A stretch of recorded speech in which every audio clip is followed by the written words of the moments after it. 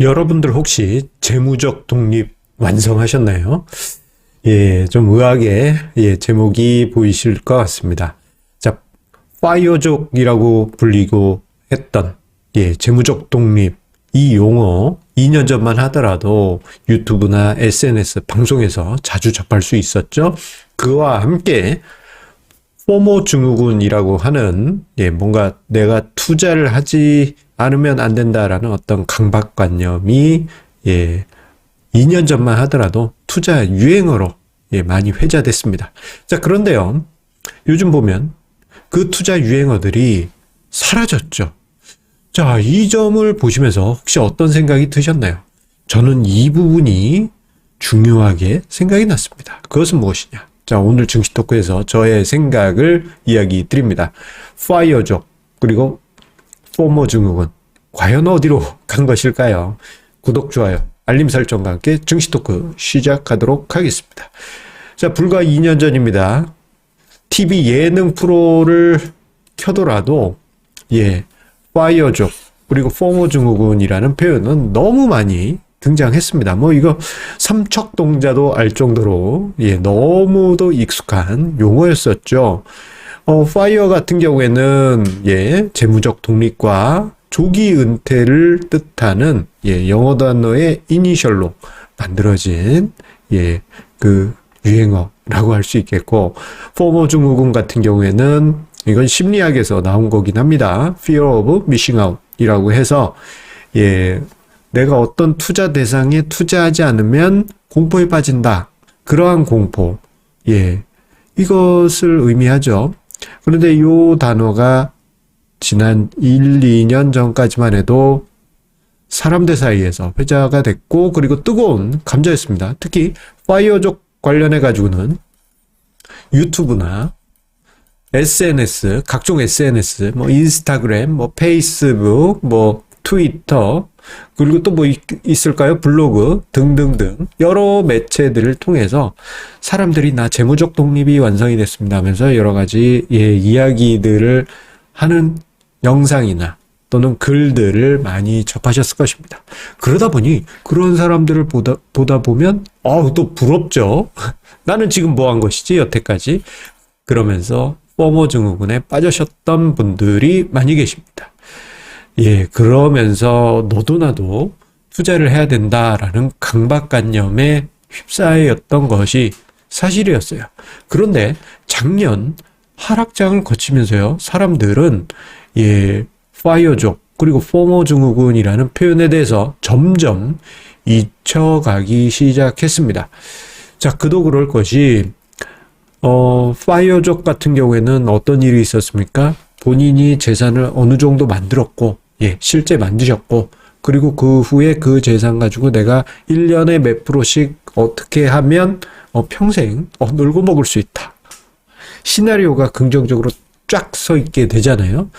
자, 그런데 아이러니하게도 주식, 부동산, 코인 등의 투자 대상들이 급락을 하면서 파이어족 또한 지금 현재 순환 시대를 겪을 수밖에 없습니다. 뭐 예를 들어서 금융자산 10억 또는 20억으로 난 재무적 독립을 완성했어 라고 생각했는데 그 금융자산이 어떤 성장주였었다. 1년 사이에 주가가 심각하게 하락했잖아요. 이런 상황에서 파이어를 계속 유지할 수 있을까요? 현실적으로 어려워지게 되죠. 자, 그리고 또 한편 포모 증후군 같은 경우 어떻습니까? 투자로 벌은 지인들을 봤을 때는 내가 배 아프고, 그리고 또 나는 뭐 했던 거지 이런 자괴감이 들면서 포모 증후군에 빠졌지만, 오히려 지금은 어때요? 지인들이 손실을 겪은 지금 상황, 파이어를 했다는데 이렇게 부동산도 빠지고 주식도 빠지고 코인도 빠지고 하면 저 친구들이 버틸 수 있을까라든가, 나는 빚은 없지만 빚을 많이 낸 그 투자자 지인들은 정말 힘들겠구나, 이런 심리를 경험하시겠죠. 결국 부러워할 것이 전혀 없는 상황입니다. 결국 투자 유행어였던 파이어와 그리고 포모 증후군은 우리 기억에서 잊혀지고 있는 것이 현실이에요.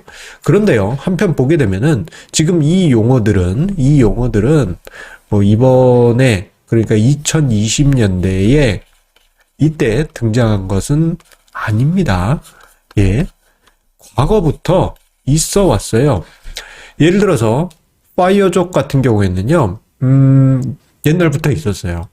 우리나라에서 2000년대 중반, 예. 어떤 일이 있었냐면, 재무적 독립, 여기, 파이어의, 예, F하고 I, 예, 저 부분이죠. 재무적 독립이라는, 어떤 운동이라고 해야 될까요? 이런 게 이제 일어났어요. 그러면서, 금융자산으로 10억을 만들면, 요때 당시, 은행 이자만으로도 먹고 살 수 있을 것이다. 예. 그러한, 어떤 노력, 근검절약해서 투자를 해서 불리겠다. 지금하고 비슷하죠? 그러한 현상이 2000년대 중후반, 특히 2006년에서 2007년에 있었습니다. 자, 일단 요거 기억을 해 주시고요. 자, 그리고 포모 증후군 같은 경우에는 지금 우리가 사는 이 시대에만 있었던 게 아닙니다.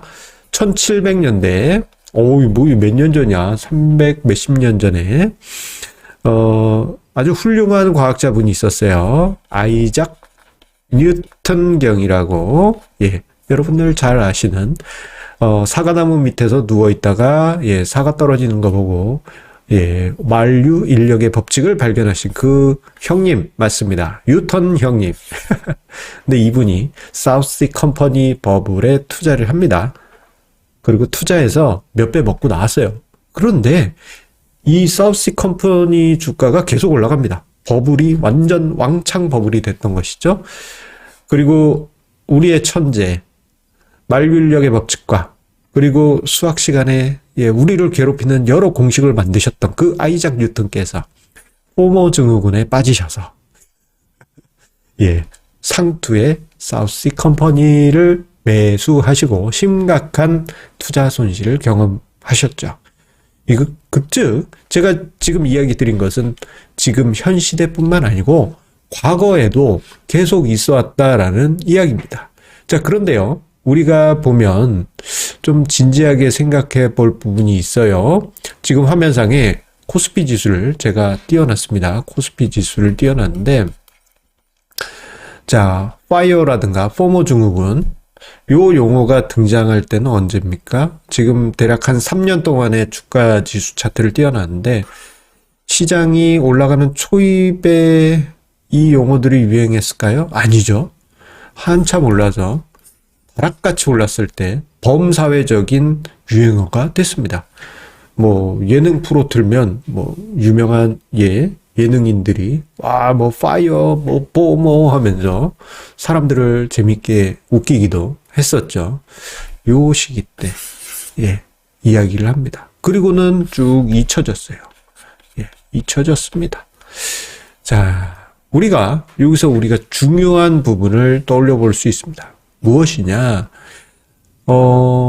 파이어족이든, 포모 심리든, 포모 증후군이든, 이러한 어떤 유행하는, 투자 유행어들 같은 경우, 그 용어가 범사회적으로 너도 나도 사용할 땐 상투였을 가능성이 매우 높아요.